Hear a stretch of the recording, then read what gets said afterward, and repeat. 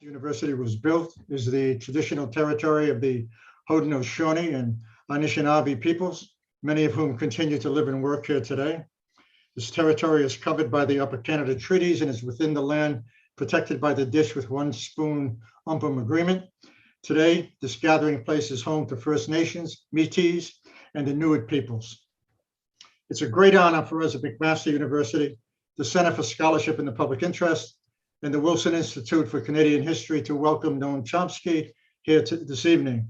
Dr. Chomsky will present a 30-minute talk titled Rethinking the Civic Imagination and Manufactured Ignorance in the Post-Pandemic World, followed by an interview with Dr. Ian McKay, the L.R. Wilson Chair in Canadian History, that will draw from Dr. Chomsky's recent book, The Precipice, Neoliberalism, the Pandemic, and the Urgent Need for Social Change. Throughout his entire academic life, Noam Chomsky has used his knowledge, skills, and stature as a public intellectual to advocate for radical social and economic changes in societies that have failed to live up to the promises and ideals of a socially just society. Professor Chomsky has rightly argued that intellectuals, artists, educators, cultural workers, and others have a responsibility to address grave social problems such as the threat of nuclear war, ecological devastation, and the sharp deterioration of democracy. He is well aware that oppression feeds on mass apathy and manufactured ignorance. In response, his academic work and public interventions have become a model for enriching public life and addressing economic inequality, needless wars, and class and racial injustices. He has worked tirelessly to inspire individuals and social movements to unleash the energy, the insights, and the passion necessary to keep alive the spirit, promises, and ideals of a radical democracy. As a public intellectual and border crosser, he draws upon a wide variety of disciplinary fields, pushes at the frontiers of the public imagination, while reminding us of the need to feel and act upon a passion for a commitment to a free, just, and equal society. He rightly insists that in the end, there is no democracy without informed citizens and no justice without a language critical of injustice. He has made clear that we live in dangerous times and that there's an urgent need for more individuals, institutions, and social movements to come together in the belief that the current regimes of tyranny can be resisted, that alternative futures are possible, and that acting on those beliefs through collective resistance will enable social change to happen.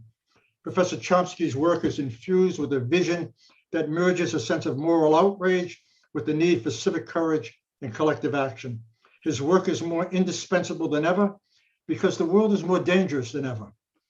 I believe that the great playwright Arthur Miller captures the spirit of Noam's work when he wrote, "Writers speak the unspeakable, and the closer you get to it, the more real it is, which is part of making life possible for those who come after."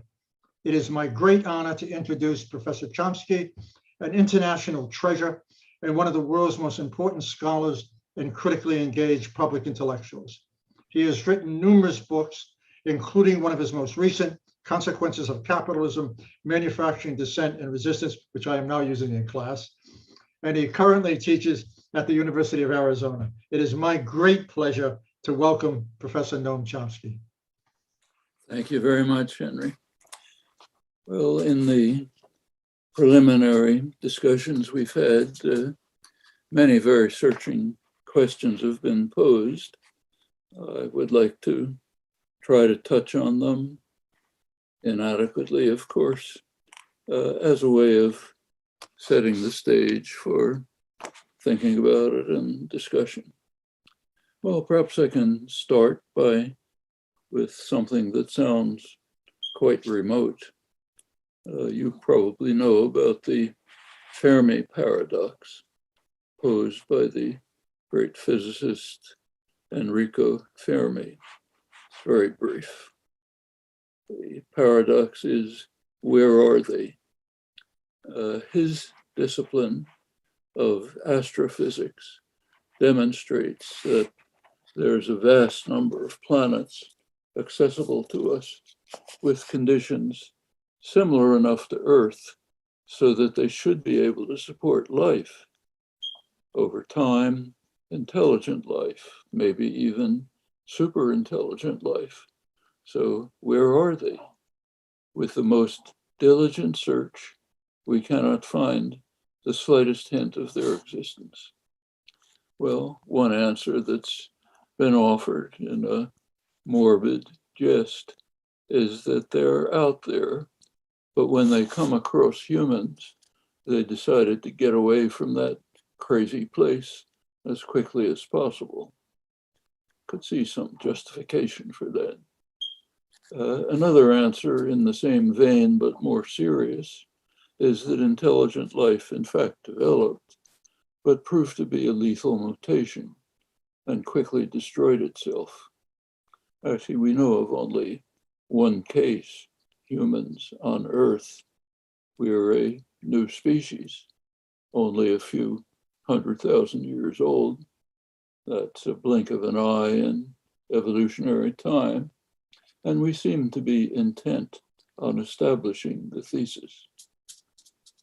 There have been reasons for such suspicions since August 1945, when we learned that human intelligence had devised the means for self-annihilation. Not quite yet, but it was clear that the day was not far off when technology would reach that point. And it did. Came a few years later in 1953, when the United States and then the Soviet Union exploded thermonuclear weapons. In acknowledgement of this achievement of human intelligence, the hands of the famous Doomsday Clock, which seeks to encapsulate the world's security situation, the hands were advanced to 2 minutes to midnight. Midnight is termination. Well, the hands have oscillated since. They did not reach 2 minutes to midnight again until halfway through the Trump administration. In its final years, the analysts abandoned minutes altogether, shifted to seconds. We're now at 100 seconds to midnight. Let's take a closer look at what leads to these conclusions. We are currently facing a confluence of severe crises, something that has never happened before, anything like this in the brief period of human history. To each of these crises, we know of feasible solutions. In each case, we are rejecting the solutions and racing to the precipice, some of us more rapidly than others. To be more precise, it is not we who are racing to the precipice. Rather, it is those whom Adam Smith called the masters of mankind. In his day, that was the merchants and manufacturers of England. In our day, it's multinational corporations, financial institutions, other concentrations of private power, and the governments that are in no small measure at their service. On the matter of service to the masters, evidence is compelling. Illustrative cases are regularly on the front pages. Right now, for example, as you know, the US Congress is now debating a major program which, among other things, may be the last chance for the United States to take serious steps to arrest catastrophic global warming. The fate of this measure is largely in the hands of the chairman of the Senate Energy and Natural Resources Committee, who happens to be the champion of the Congress in receiving funds from fossil fuel industries. He's now demanding sole jurisdiction in the Senate over the $150 billion clean electricity performance programs. That's Joe Manchin. And he can get what he wants. The Senate is split. Republicans, half, are 100% opposed to dealing with the climate crisis. So the fate of the legislation rests on unity among Democrats. The chief recipient of fossil fuel funding, a Democrat, can ensure that nothing will be done to harm his donors. And he's clear about it. His official position is innovation, but no elimination, no cutback on fossil fuel use. That's straight from the handbook of the ExxonMobil Public Relations Department. If the denialist party returns to power next year, as they well may, we'll be back to racing to the abyss as quickly as possible, picking up from the disastrous Trump years. Well, may seem like this is an aberration, just one case. It's not. And the history is revealing. The Republicans were not always a denialist party. In 2008, when John McCain was running, they were moving towards mild, insufficient, but mild global warming legislation.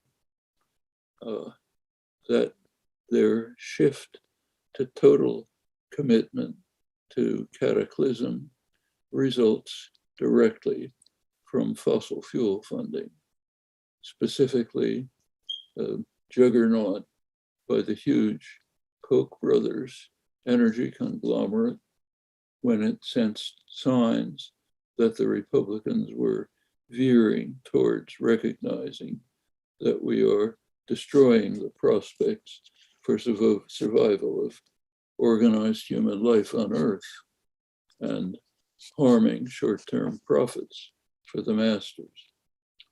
The juggernaut was successful, cut the heresy off completely, decisively. All Republicans turned and haven't changed. Now, that's not an aberration either. There's a good deal of research in mainstream academic political science, which has demonstrated a remarkably close correlation between electability and campaign funding, specifically strategic business-based campaign funding.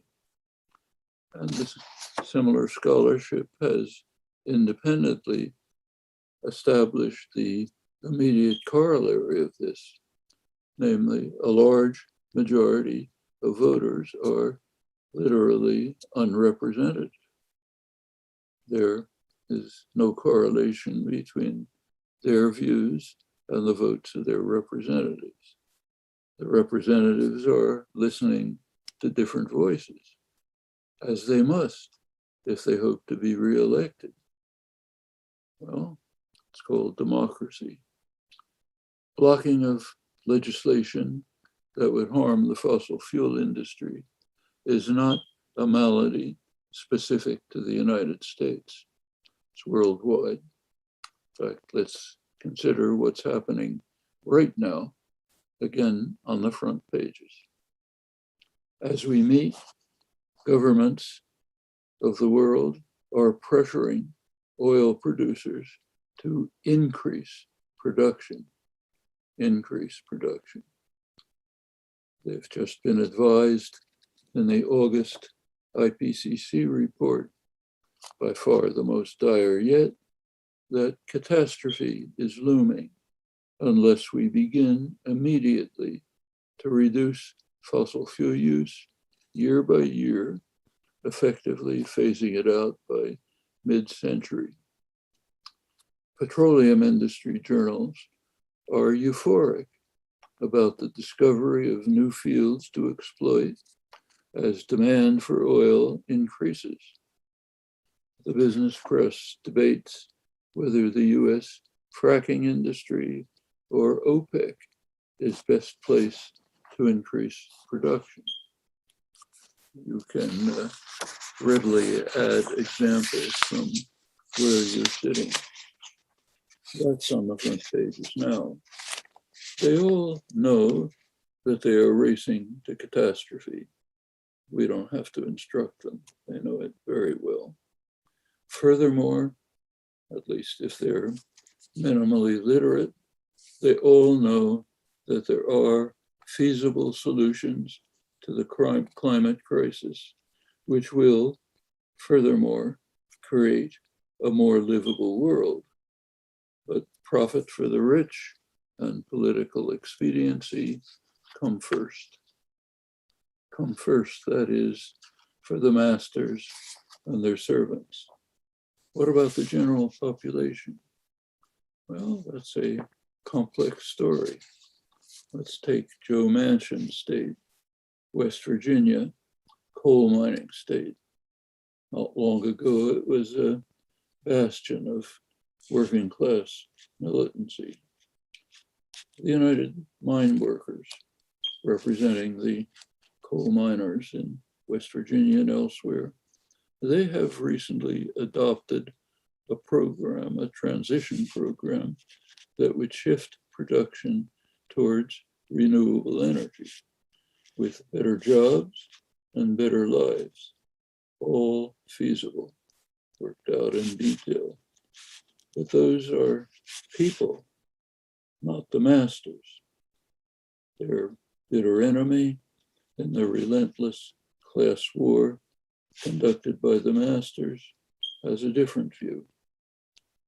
That class war, one-sided class war, has been continuing with mounting intensity in the past 40 years of the neoliberal assault on the population. That merits a few words. Let's go back to the 1930s. Happens to be my childhood. Remember it very well. The world was facing serious crises. There were several ways out. Continental Europe turned to fascism.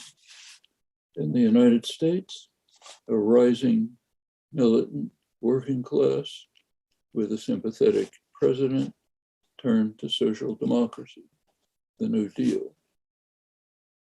Later, post-war Europe moved in the same direction.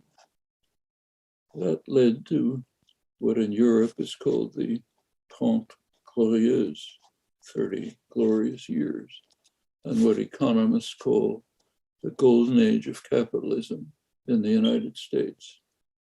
Fastest growth rate in history, egalitarian growth rate, lowest quintile did as well as the highest quintile. Plenty of flaws, but economically, socially, it was an enormous success. The business world resisted from the first moment. But until the 1970s, they were unable to reverse the course. By the late 1970s, under Carter in the United States, the business offensive was making progress. In 1978, the president of the United Auto Workers, Doug Fraser, withdrew from a Carter-initiated management labor board. He withdrew and condemned the business leaders, I'm quoting him, for having chosen to wage a one-sided class war in this country, a war against working people, the unemployed, the poor, the minorities, the very young and the very old, and even many in the middle class of our society.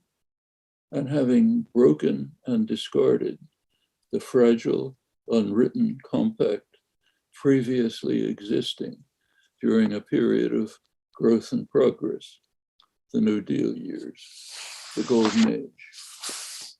Under Reagan and Thatcher, early 80s, the one-sided class war took off full steam. The first acts were to smash unions using illegal methods like strikebreakers, opening the door to the corporate sector, inviting them to follow suit. Very effective over the years, severely weakened the unions. They understood, or at least their planners understood, that it was imperative to deprive working people of the main means of defense against what was to come. And for those with eyes open, what was to come was never in doubt. You can go back to Reagan's inaugural address. His main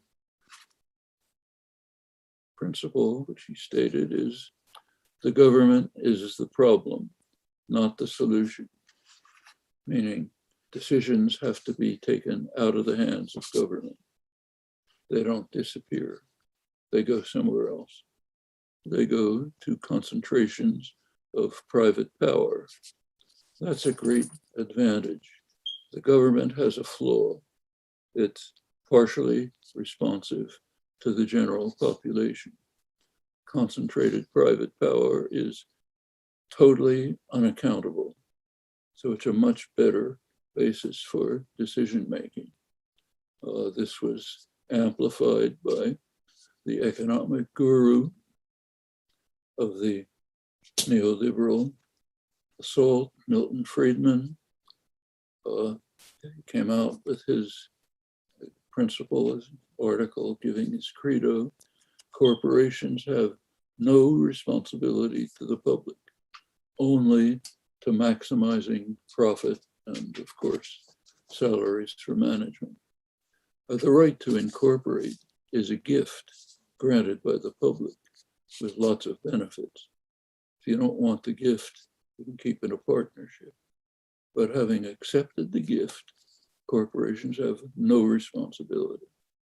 So put that together, decisions are shifted from the government, partially responsive to the population, to unaccountable private tyrannies, which have no accountability and are responsible only for maximizing their own profit and the salaries of CEOs and management. Doesn't take a genius to figure out what's going to happen.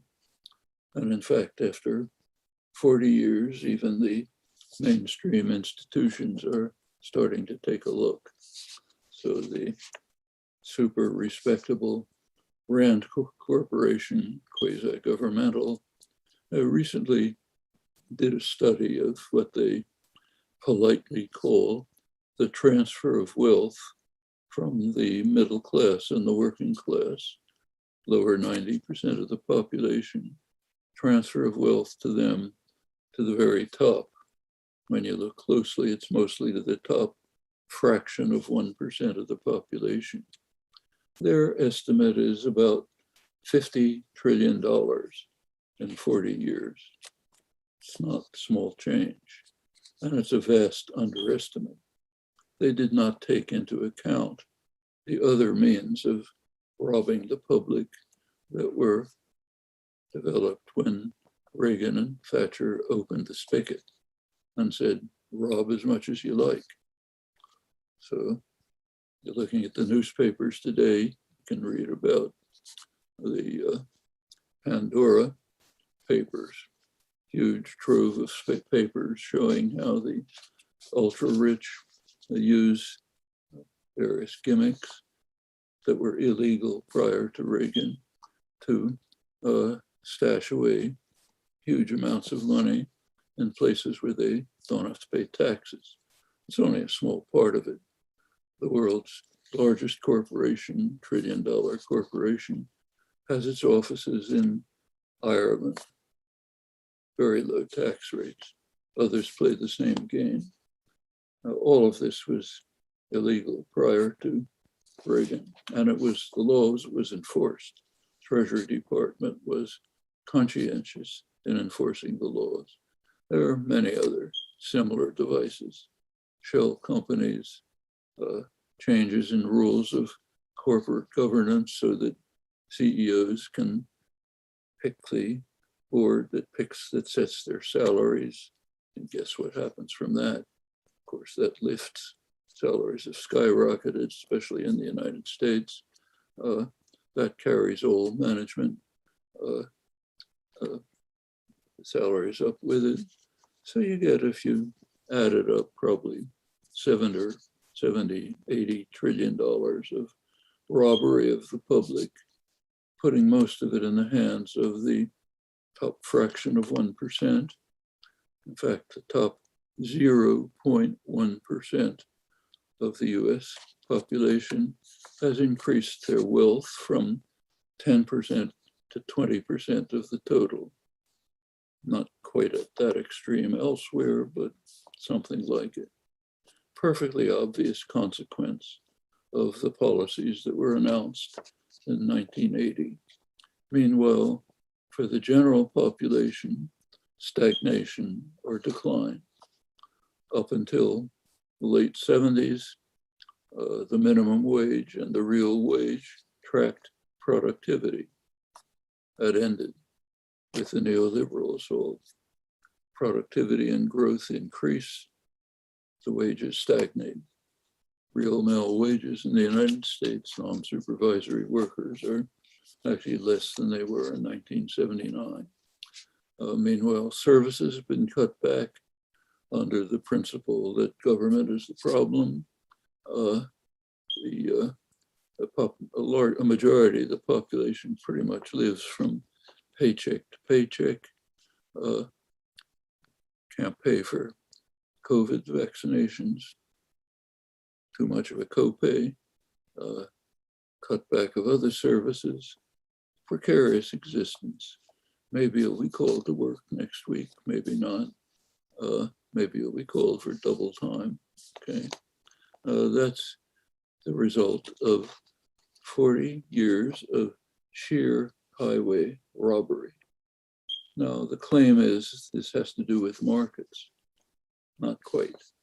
What has been created is what economists call a bailout economy. One of the things that was done under Reagan was to deregulate, including deregulation of the greatly expanding financial institutions. That immediately leads to crashes. What happens after a crash? The public politely comes and bails you out. And that's a fraction of it. The government has a tacit insurance policy. It's called too big to fail. That means that the big guys, the big financial institutions, the big banks and so on, can get cheap credit. They can take out risky loans, which are profitable. If anything goes wrong, no problem. That's the bailout economy. So it's markets for the poor and the working class and the middle class, but it's powerful government intervening constantly for the rich. And that's a one-sided class war.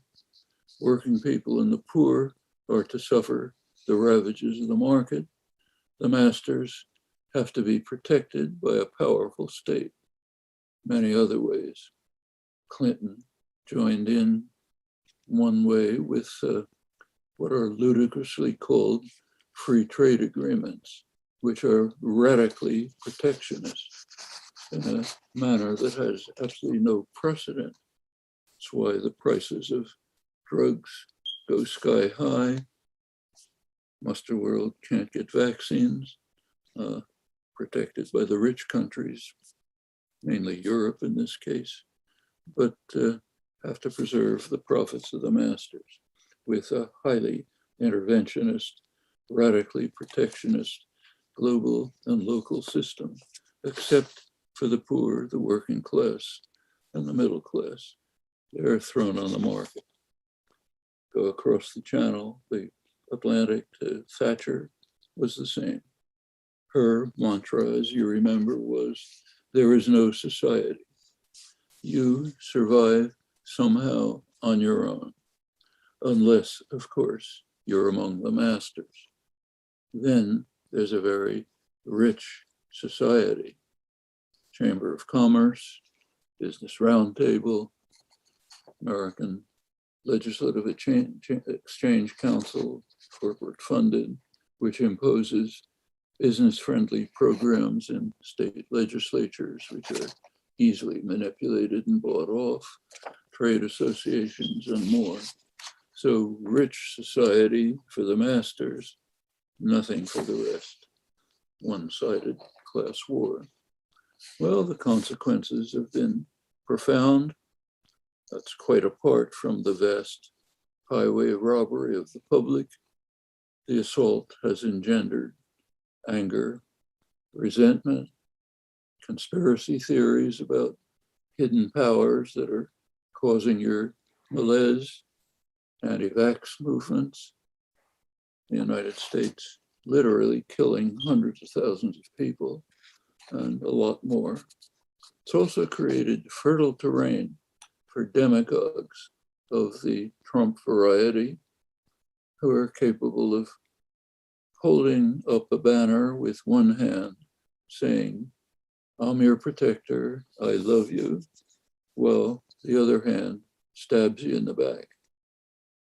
There's been one legislative achievement of the Trump administration, the tax scam of 2017, sheer robbery, sharp cutback of taxes for the rich corporations, imposing, of course, a higher tax burden on everyone else.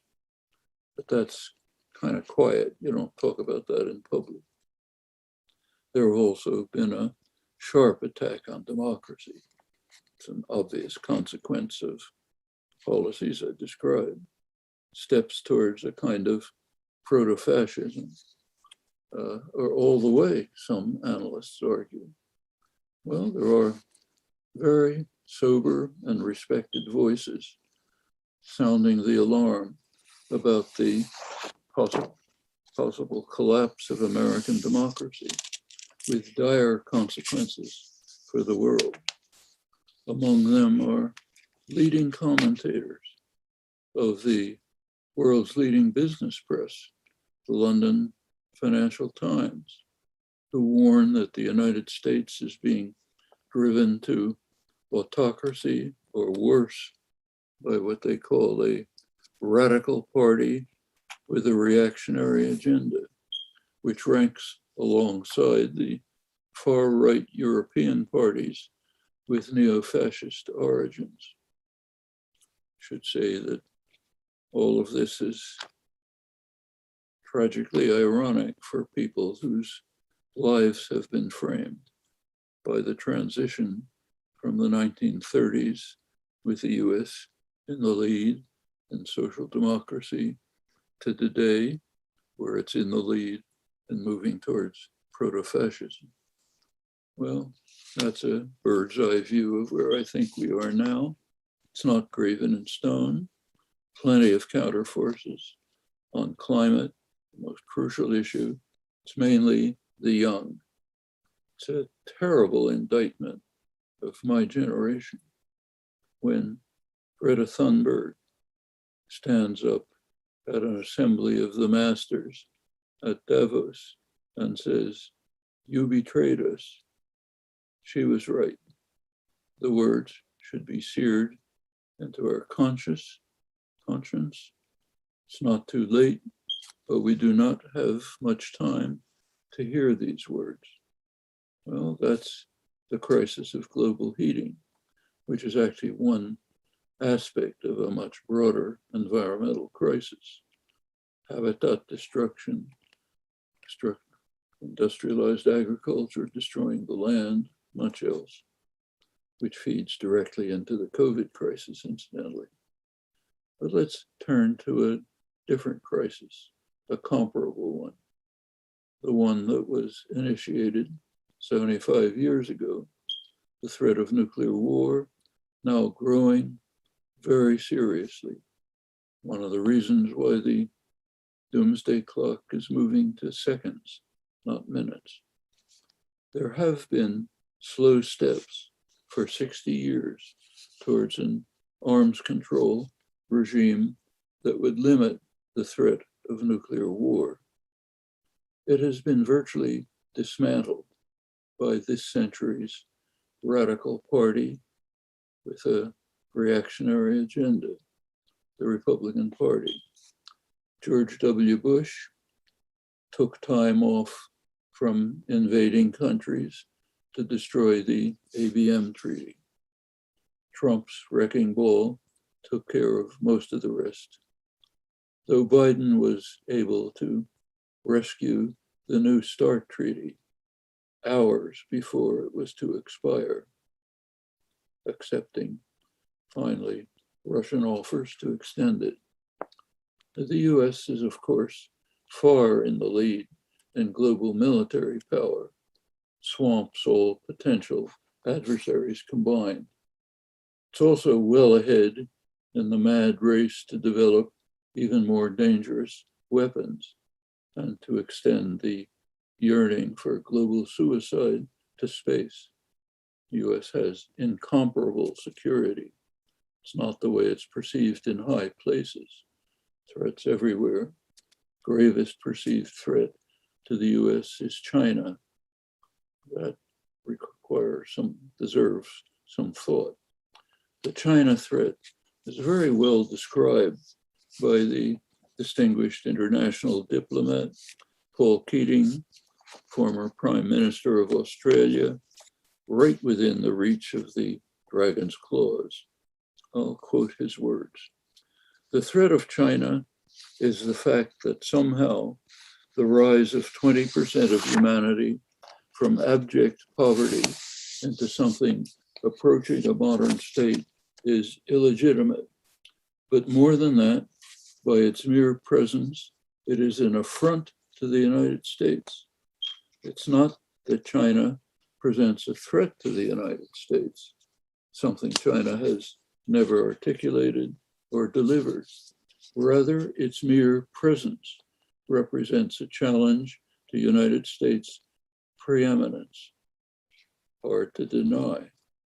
The major point of contention right now is freedom of navigation in the South China Sea, or that's the way it's described. It's not accurate. More, it's accurately described by a leading Australian strategic analyst, Clinton Fernandez. As he explains, the conflict concerns military and intelligence operations in China's exclusive economic zone, which extends 200 miles offshore for every country. The United States holds that military intelligence operations are permissible in these exclusive zones. China holds they're not permissible. India agrees with China's interpretation. Recently, it vigorously protested US military operations in its exclusive zone. These exclusive zones were established by the 1982 Law of the Sea. The United States is the only maritime power not to have ratified the law. It does say that it will not violate it. The law bans the threat or use of force in the exclusive zones. The controversy has nothing to do with freedom of navigation, which is not threatened in the least. It has to do with whether military intelligence operations constitute a threat of force. The United States says no, China, India, others say yes. Well, surely this is a clear case where diplomacy is in order, not highly provocative actions like sending in a naval armada in a region of considerable tension with the threat of escalation, possibly without bounds. But it is crucial to establish US preeminence everywhere, even off the coast of China, which we are led to believe unlike the US, faces no threats, surely no threats from the nuclear-armed missiles in the US military bases off China's coast. Among the 800 military bases the United States has around the world, China has one. The nature of the China threat is further elaborated by Australia's preeminent military correspondent, Brian Toohey.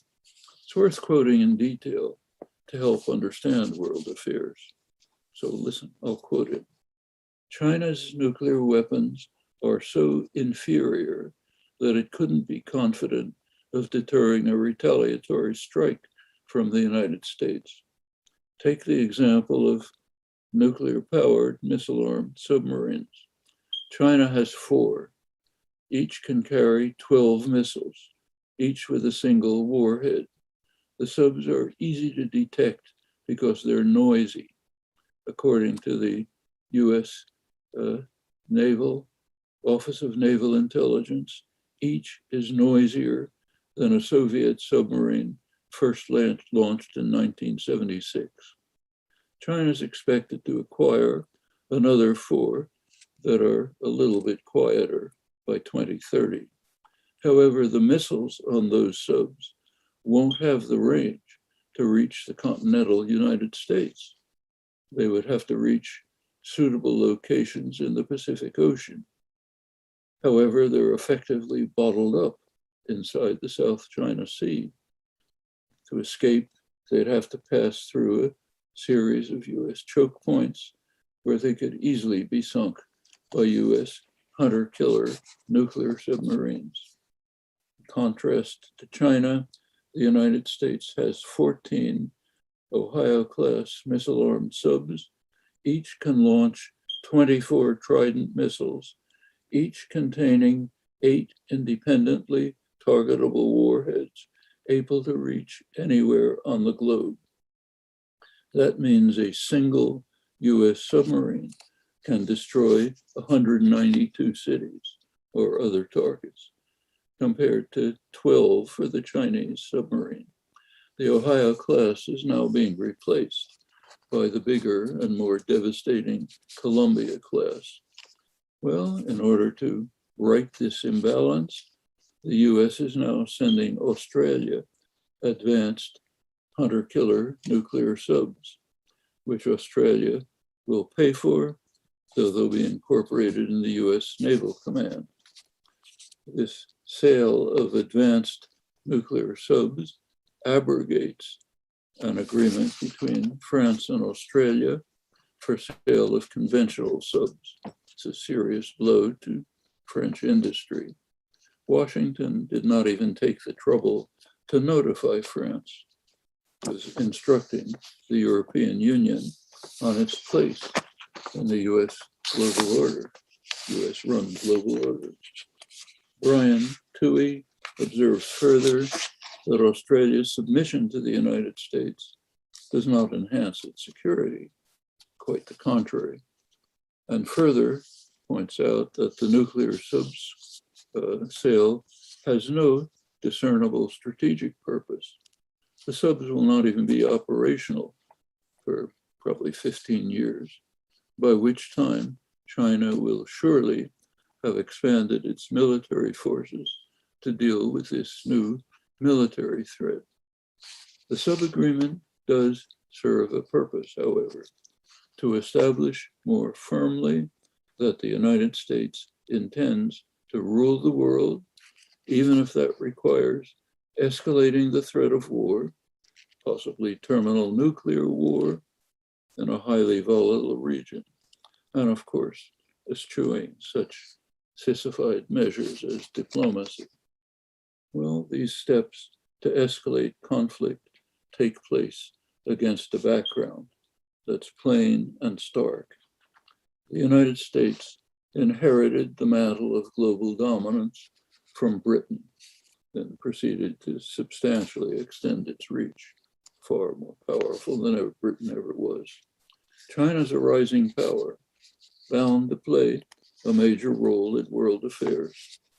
The crises we face are all international. Pandemics, destruction of the environment, no borders, nor does nuclear war. The US and China will either cooperate in addressing these crises or we are doomed. It's as simple as that. Cooperation is surely achievable, just as the other crises we face have solutions that are within reach. The question we face now is whether we have the will to save ourselves from cataclysm, or whether we will choose to show that higher intelligence really may be a lethal mutation, providing an unhappy answer to Fermi's paradox. Thank you very much, Dr. Chomsky. And I just want to repeat what Henry Giroux said in his introduction. It's a great honor to welcome you to McMaster and to the Wilson Institute. And after I post my questions to you, we shall select a few from audience members as well. And while I'm asking my questions, audience members can post them starting now using the chat function on YouTube. So my questions tonight are all based on your 2021 book, The Precipice, Neoliberalism, the Pandemic, and the Urgent Need for Social Change, brought out by C.J. Polychroniou. In it, you elaborate on the confluence of crises of extraordinary severity with the fate of the human experiment quite literally at stake. So here are my 6 questions. First of all, among some theorists critical of capitalism, there's been a recovery of a theme developed by Marx, which is called the metabolic rift. The way capitalism systematically depletes nature of elements necessary for the planet's equilibrium. For such theorists, there aren't distinct climate change and pandemic crises, plural, but rather one overall multidimensional environmental crisis stemming from the disastrous impact of capitalism upon the natural world. Do you consider this a promising line of inquiry? Oh, yeah. I had that question in mind, which was sent to me when I hinted at the fact briefly that the global warming is part of a much broader environmental crisis. That's the metabolic rift, destruction of habitats, which of course enhances pandemics, industrialized agriculture, industrialized meat production, not only savage and brutal, but huge effect on global warming, and even more, something else I didn't mention. One of the crises that we're facing, not talked about much except in the medical literature, is antibiotic-resistant bacteria. We're coming to a point where going to a hospital is becoming dangerous because there are bacteria mutating which antibiotics can't deal with. Well, the drug companies don't much work on that. It's not really profitable, but they're mounting. And the reason they're mounting, one major reason, is industrialized meat production. You cram cows, chickens in impossible circumstances in a tight place, diseases are going to spread. Well, you're a good capitalist, you want to maximize profit. So what you do is pump them full of antibiotics. A huge proportion of the antibiotics that are used basically for that reason. Of course, the antibiotics lead to mutation. Pretty soon you're getting antibiotic-resistant microorganisms. Could be that it's been warned that in another 20 or 30 years, surgery may be impossible and other advanced medical procedures. But you have to make money tomorrow. That's crucial.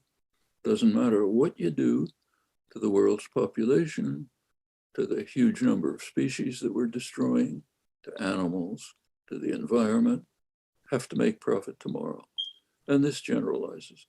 So yes, it's a very profitable line of inquiry, but we have to remember something. Timescales.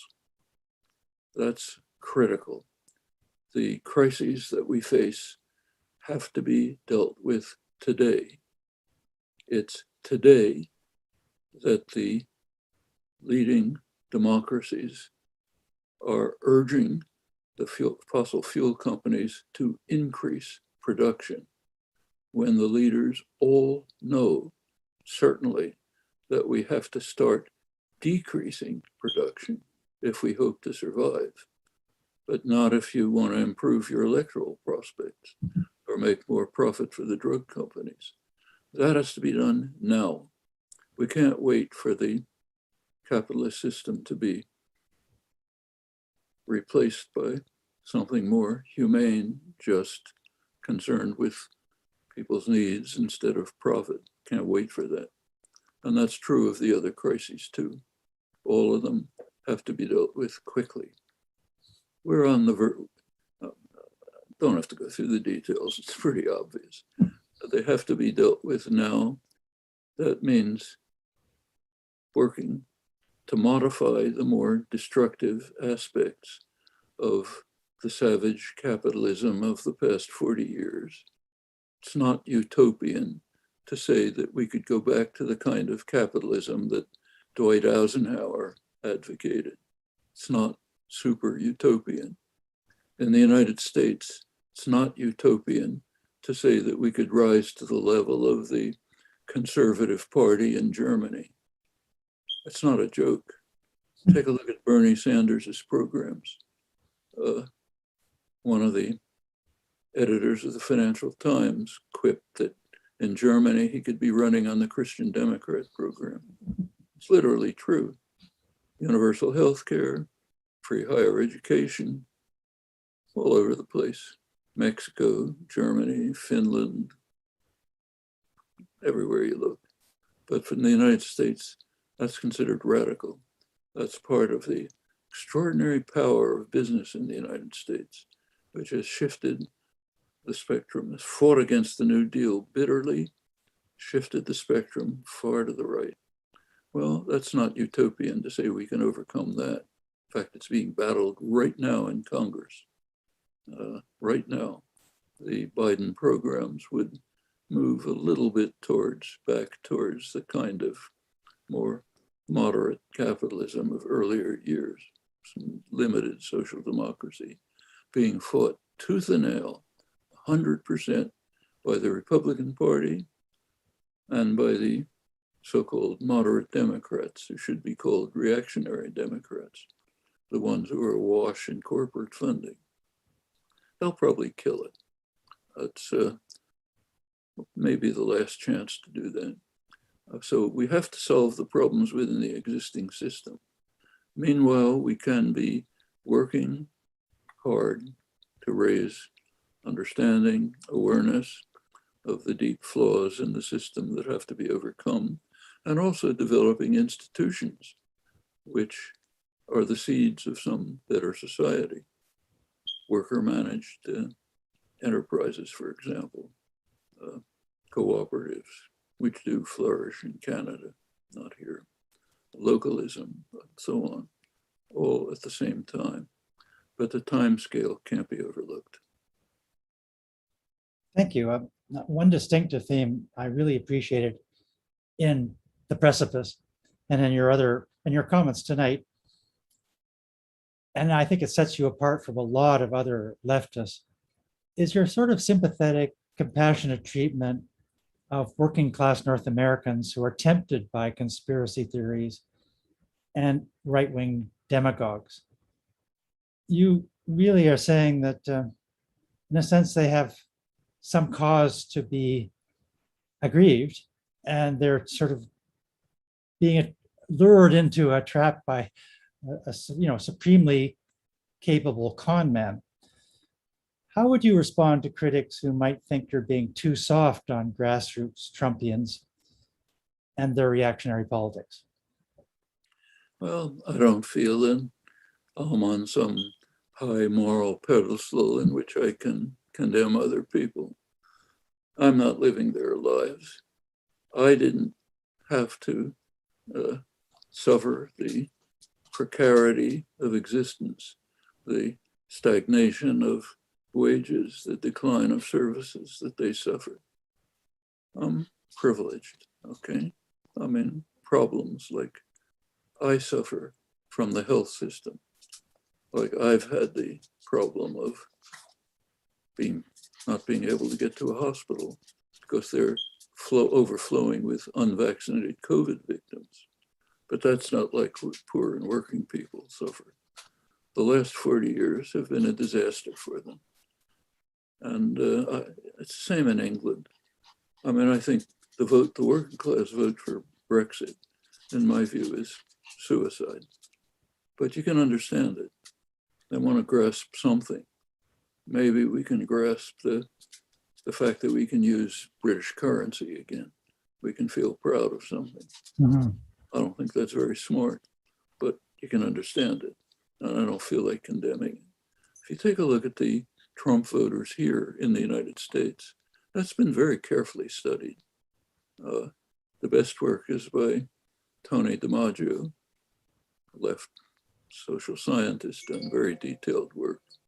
Turns out that the prime base for the Trump popular base is petty bourgeois, relatively affluent, small businessmen, insurance salesmen, guys who own a construction business, rural, Christian, white supremacist, traditional. They feel their country's being taken away from them by minorities. There's even a theory of the great replacement. The Democrats are trying to get immigrants here so they can undermine the white population. The great replacement. That's one of the wild conspiracy theories that's around. Well, you take a trip through rural America. You can understand it. Jobs are gone. Factories are gone. Young people are leaving. Stores are boarded up. Maybe the bank is boarded up. Still some churches. Not much future for you.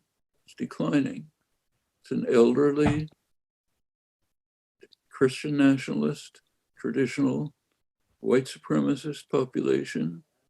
There was a wonderful, it's most largely mythical, but there's at least a myth about a wonderful traditional life where the colored people knew their place, women knew their place, and none of this craziness of same-sex marriage, other things that these terrible minorities are doing to us, all being taken away. So, okay, in those circumstances, I'll march on the Capitol. These are the people who marched on the Capitol, not working people. These are the people who marched there saying, I'm going to save my country by taking back Congress away from the people who are destroying the country. Do I approve of it? Of course not. But I think we can understand it. And we could also understand our role in creating it.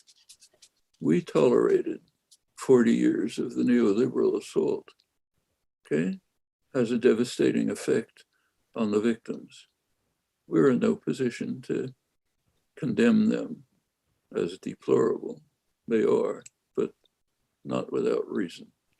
So that's the way I feel about it. Incidentally, it's not basically working class.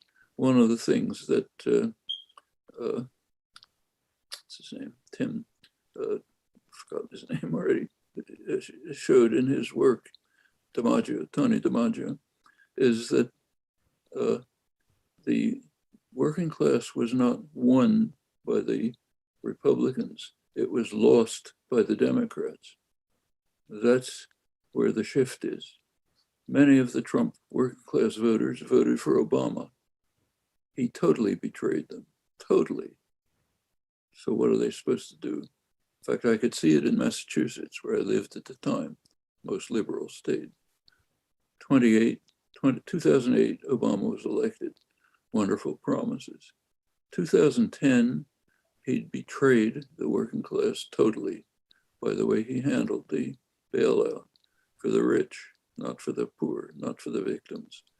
By 2010, there was a by-election for Ted Kennedy, replaced Ted Kennedy, the liberal lion. Even union workers didn't vote for the Democrat. They'd been betrayed, stabbed in the back. Why should we vote for these guys?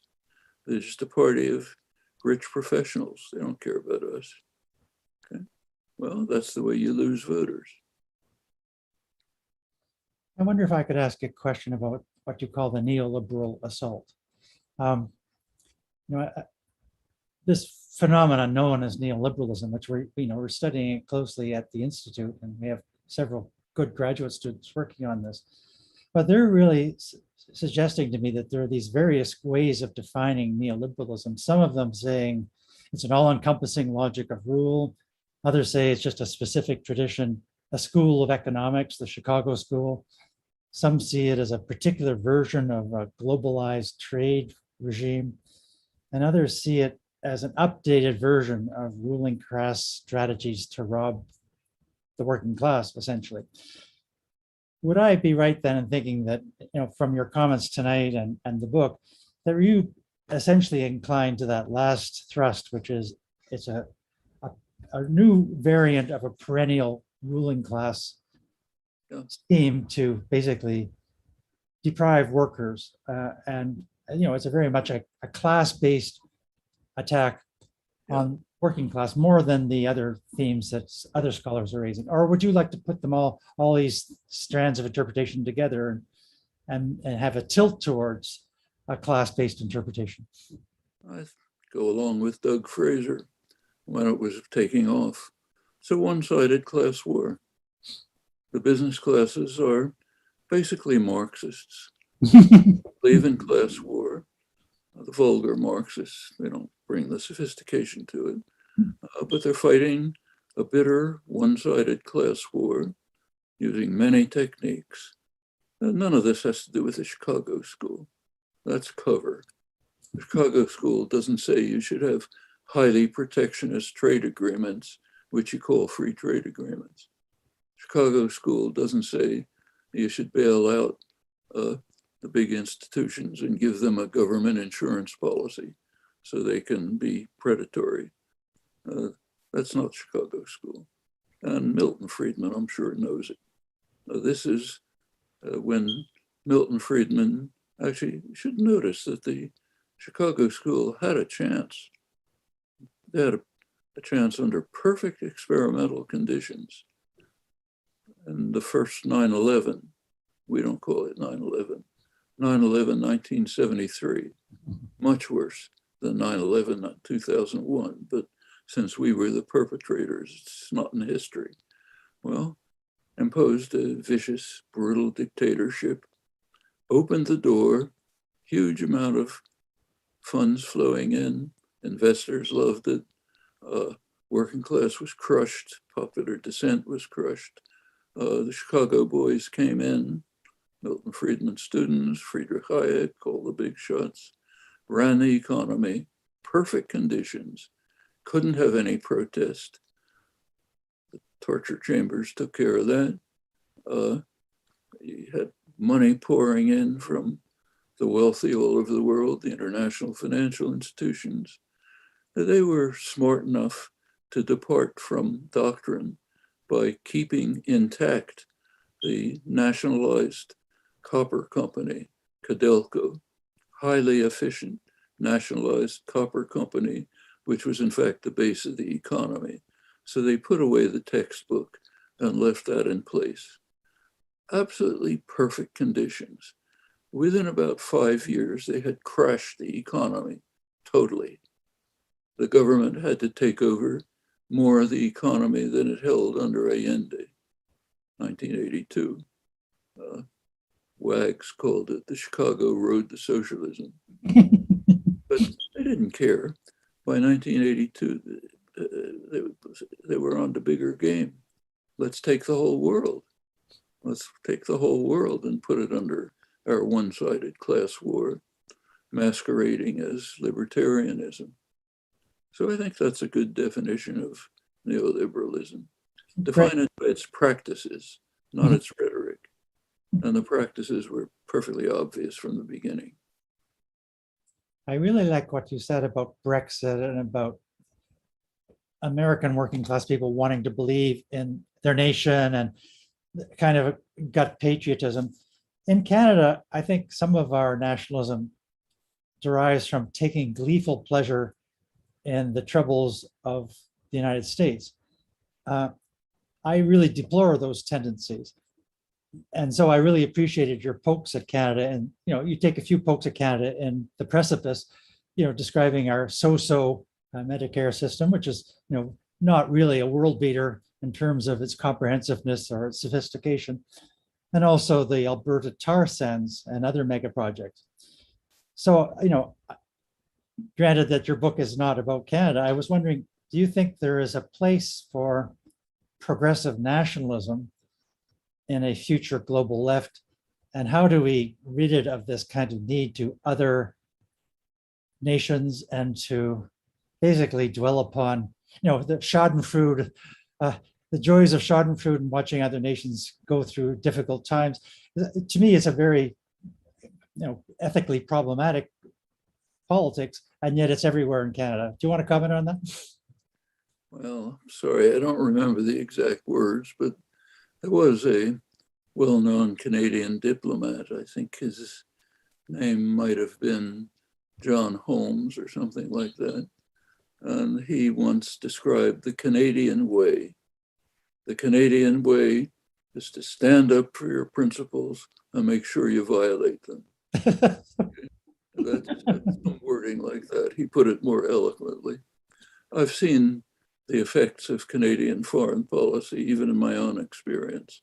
I've spent time in southern Colombia, one of the most brutal, vicious parts of the world, horrible atrocities, visiting poor villages where they're desperately trying to preserve their water supplies under the attack of Canadian mining corporations who want to destroy the virgin forest, the hills, make profit by killing poor people in Colombia.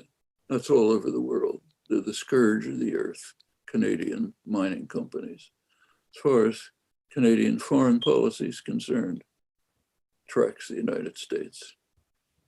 Remember, you may recall Lester Pearson, the Nobel Prize winner. He was one of the revelations in the Pentagon Papers was that in the negotiations volume, which Dan Ellsberg didn't release at first, when Johnson was planning to bomb North Vietnam in 1964, he consulted with the Allies.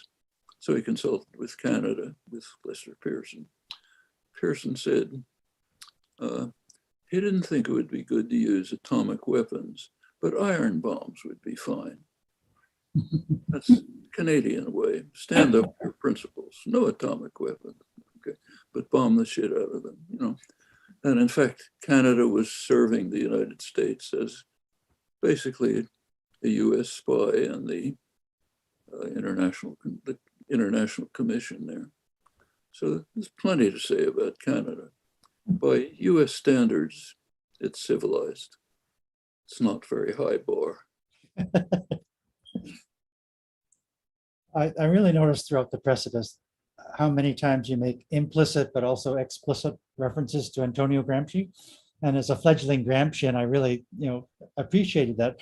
But I was wondering if you could comment on a theme that Gramsci develops as the modern prince, which he wants basically a cohesive party aiming to build an effective and inclusive state.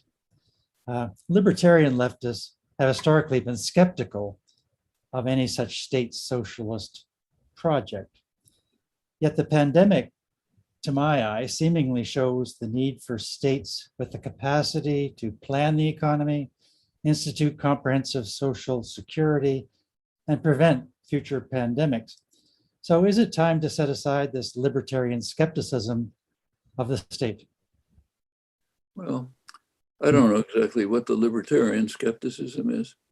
Does it say that if you don't feel like stopping at a red light, you should drive through it? Especially if there's an old woman pushing a shopping cart there. I don't want to be inhibited. Why should I have the state tell me I have no right to do that? I haven't heard that from libertarians. If you want to send there happen to be vaccine mandates, which have been in place for a long time in schools. Can't send your kid to a school unless he gets a polio vaccine, measles vaccine. So is a libertarian supposed to say, I want to send my kid to school and kill those other kids because I want to be free of state control? Haven't heard that recently. In fact, the question is not, are there general controls? It's who puts them in place. Is it the community, a democratic community, which gets together, deliberates, says, we want to put these in place because it's for our benefit? Well, that's libertarian socialism. It's not US style libertarianism, right-wing libertarianism, which says private power does whatever it feels like and the rest of you find a way to survive.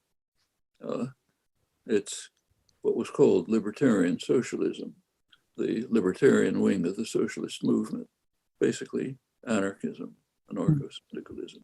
Had nothing to do with what's called libertarianism today.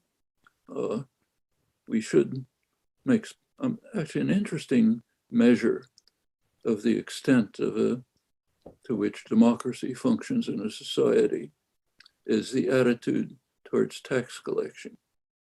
It's a very striking measure.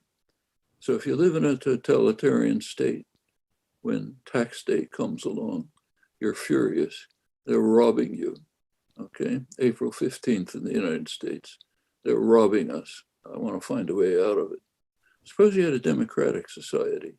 Imagine a democratic society, a society where communities get together, decide, here's what we want for next year for ourselves: schools, roads, decent air, water, and so on. Let's figure out how to pay for it. Here's an equitable way to pay for it. Tax day comes along, it's a day of celebration. It's a day of celebration of the fact that we were able to work together to get what we all want. Now, it's interesting to place societies in that spectrum. You get an interesting conclusion of the extent to which democracy functions. It's worth thinking about. So I don't think the issue is the horrible state is imposing mandates. It's we get together, decide we want to protect each other. So we decide we want to protect workers in restaurants. I think they deserve to be protected. So therefore, we decide that the restaurant should be able to have a vaccine mandate. I want to protect them. Has nothing to do with a powerful state imposing anything else, if it's a democratic society, of course. No, my last question is, it's kind of a general question. But in the precipice, you're asked how one can fight right-wing authoritarianism. And if I can quote you, and it's a wonderful quote, you say, the familiar advice, easy to state, hard to follow, but if there's another way, it's been kept a dark secret. Honest, dedicated, courageous, and persistent engagement, hard work, necessary work, the kind that has succeeded in the past and can again. So, I really like the way that you are balancing a kind of sense of what is possible, but how urgent and hard the work is going to be. Pessimism of the intelligence, optimism of the will would be how Gramsci would put it. How best can we combat not just right-wing authoritarianism, but what I would call kind of the ambient despair I'm sensing among some of my students, the sense of many young people that they're just confronting so many interlocking, overpowering, manifold crises as they inherit the 21st century world. How best can we sort of combat that sense of almost nihilistic, apocalyptic despair? Well, I think several ways. One of them actually is history. Take a look at what's been achieved by the dedicated work of completely unknown people. Quote my favorite historian, my old friend Howard Zinn, the unknown people who do the work that creates the basis for the events that enter history. We'll never know their names. Nobody knows the names of the SNCC workers in 1960 who traveled through Alabama in freedom buses, getting shot at, beaten up, vilified, sometimes killed, in order to encourage Black farmers to take their lives in their hands and register to vote. Anybody know their names? Personally, I happen to know a few of them, but that's by accident. Same with true of everything else. Feminist movement, environmental movement, everything. And a lot succeed. Look back, just take the United States. Ask what kind of a country it was in the 1960s before the wave of activism civilized it. 1960s, the United States had anti-miscegenation laws so extreme that the Nazis refused to accept them. It had federally legislated segregated housing. There was, under the New Deal, federal support for public housing, but under the impact of Southern Democrats, had to be racist. You wouldn't be able to get anything through unless it was segregated. That had a major effect. In the 1950s, in the growth period, an African-American man could maybe get a decent job in an auto plant, make a little money, maybe buy a small house. Property is wealth in the United States. Couldn't buy a small house. Government said, no, sorry, they're segregated. It's not for you, not Levittown. You don't go there. There were anti-sodomy laws, of course.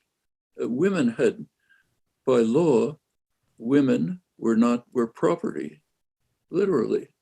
US still had the laws that were taken over by the founders, British common law, under which women were property, owned by the father, handed over to the husband. It wasn't until 1975 that the Supreme Court determined that women were peers, had a right to serve on federal juries. Well, we can go on and on. It was a very different country before the activism of the 60s. That's why in the general intellectual world, the 60s are condemned as a time of troubles, which disrupted the society. It did. It civilized the society in many ways, there were things that were wrong, there always are, but overwhelmingly, it basically civilized the society, mainly young people. No tradition, coming out of almost nowhere. Picked up in the 70s. By now, it's all over the place. The climate strike a couple of weeks ago, that's young people trying to save the world.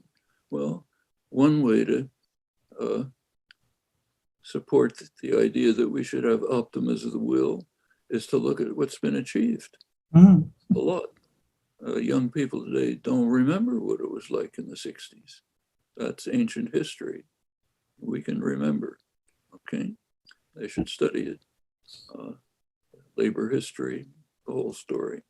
The other major reason, the second major reason, and that is we do have the answers. There are feasible, workable answers to every crisis that we face. That's important. There's a third reason. You have a choice. You can either give up and make sure that the worst will happen, or you can grasp the opportunities that exist. Maybe you'll make it a better world. It's not a very hard choice. Thank you. Okay, I've got some questions here now from the audience, if you wouldn't mind to take them. Here's one from Eric McPherson. He asks, given that the masters of mankind will not, what kind of organizations organizing by working people can help to bring about the kind of international cooperation you mentioned. So I guess what he's at is there a kind of grassroots democratic globalization that can be contrasted to those that are pursued by the masters of mankind? Well, if you take a look at history of countries like ours, it's overwhelmingly the case that an active militant labor movement was in the forefront of driving progress. That's why Canada has a national health system, for example, and the US doesn't. The labor unions acted differently on the two sides of the border. The New Deal measures, which brought a measure of social democracy to the United States, were later imitated in Europe to an extent. Labor was in the forefront all the way. In England, post-war world, was the labor movement. Reagan and Thatcher knew exactly what they were doing when they initiated an attack on the labor movement. No other way to fight a one-sided class war. But then there's the opposite side of that coin. Rebuild the movement. Can be done. The United States happens to have a very violent labor history. It's a business-run society to a remarkable extent.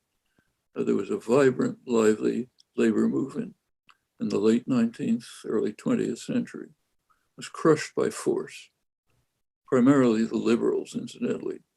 Woodrow Wilson's Red Scare smashed it. 1920s, almost gone. The 1930s rose from the ashes, started having CIO organizing. This much I can remember. It's my family, in fact. CIO organizing, sit-down strikes, put the fear of God into the managing classes, sympathetic administration, got some progress. That can happen again. Furthermore, we should remember, it's kind of ancient history, that the labor unions are mostly called internationals. That can be revived. To some extent it is. You had longshoremen boycotting trade with South Africa under apartheid when the US government was strongly supporting apartheid. Reagan was the last supporter of the apartheid regime, but the longshoremen were refusing to serve the ships. Okay. Internationalism for the labor movement is needed for survival. The neoliberal globalization programs are designed specifically to set poor people, poor working people in competition with one another. So you get a race to the bottom. That's Clinton's programs of NAFTA, World Trade Organization, and so on.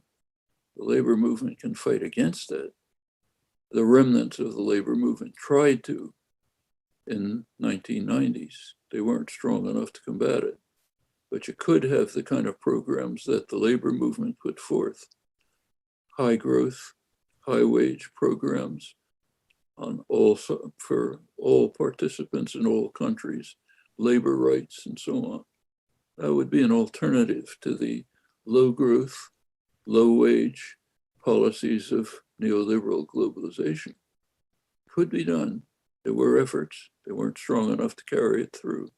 So let's help them become strong enough to carry it through. Okay, we can do the same everywhere else. There are labor problems in the universities, plenty of them. Service workers, exploited adjuncts, graduate students, lots of things that can be done everywhere we are.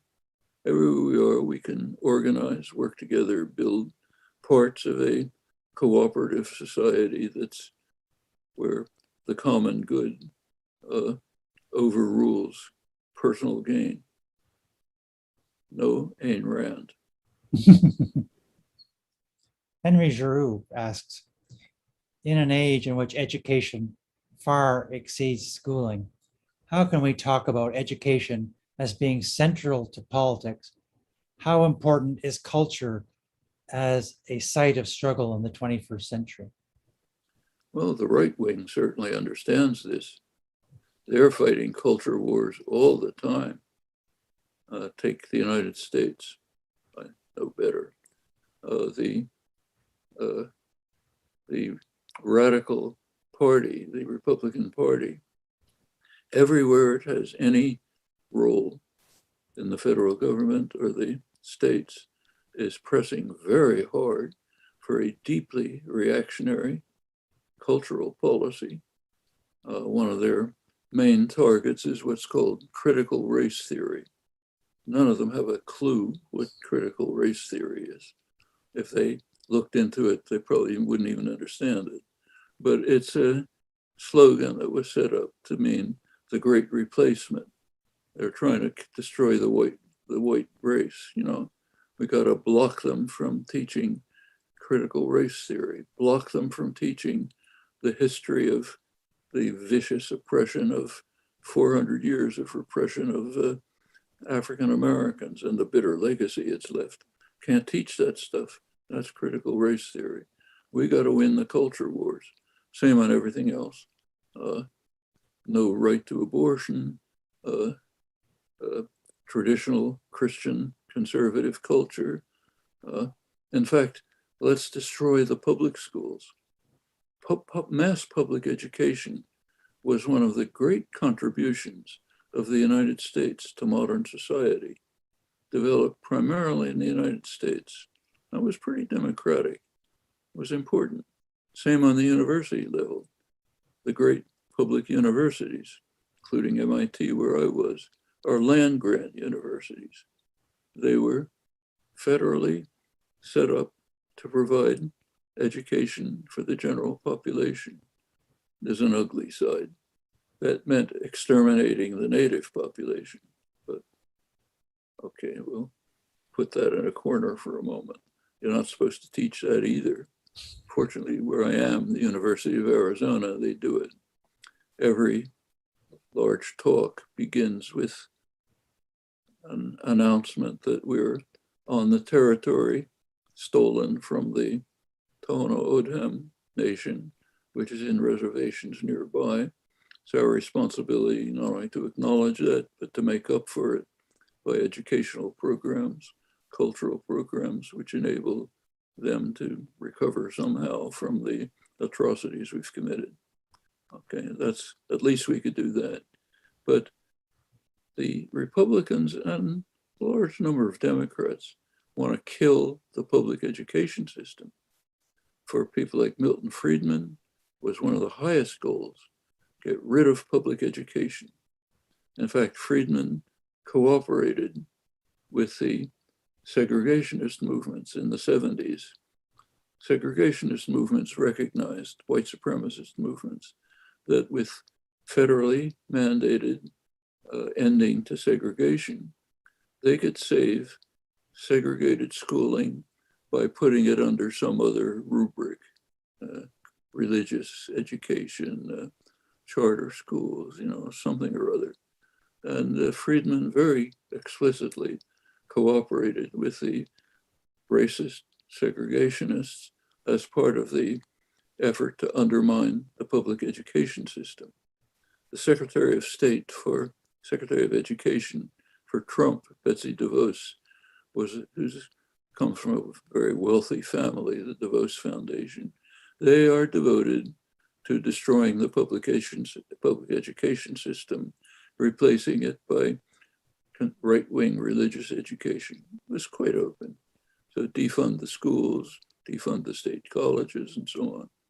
So education is certainly a terrain for popular struggle. We shouldn't give it away to the right wing. Now, and the question says, in education, in which education far exceeds schooling. I think that should be questioned too. What kind of education?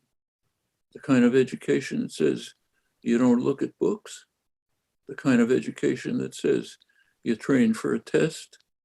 This was ridiculed in the 18th century by the Enlightenment, ridiculing the worst kind of education, which they compared with pouring water into a vessel, and then the student pours some of it out. We've all had that experience, taking some course that we didn't care about, studying for the exam, getting good marks, 2 weeks later forgetting what the course was about. That's that's institutionalized in the United States under the first Bush and Obama administrations. It's called teaching to test, the worst imaginable form of education. Get the students to pass a test and then grade the school on the tests. So if the tests aren't high enough, defund the school, reduce the teacher's salary. You have teachers, I've talked to them. A kid comes up after class and says, you brought up something interesting, I'd like to pursue it, what can I do? Teacher has to say, no, sorry. You have to study for that test to pass the test. This is Massachusetts, the liberal state. You gotta pass the test. Teacher doesn't say it, but in the back of her mind is, my salary depends on it. School depends on it. School funding depends on it. So don't pursue what you're interested in. Study for the test, and then 2 weeks later, forget what the course was about. That's teaching to test. That's another way to destroy education. One thing that's happened strikingly is that literacy has sharply declined. There are measures of that. I don't know about Canada, but in the United States, there have been studies. The kind of novels, let's say, that used to be assigned in 8th grade are now assigned to seniors in high school because literacy has declined. Reading abilities decline. That's education. Well, of course it varies. If you're in a rich community, it's fine. Property taxes pay for decent schools, maybe have fairly decent programs.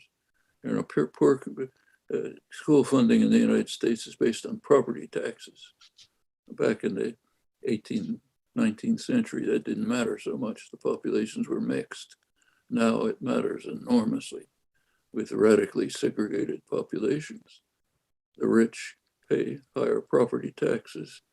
They get services, schools, so on, not in the urban areas.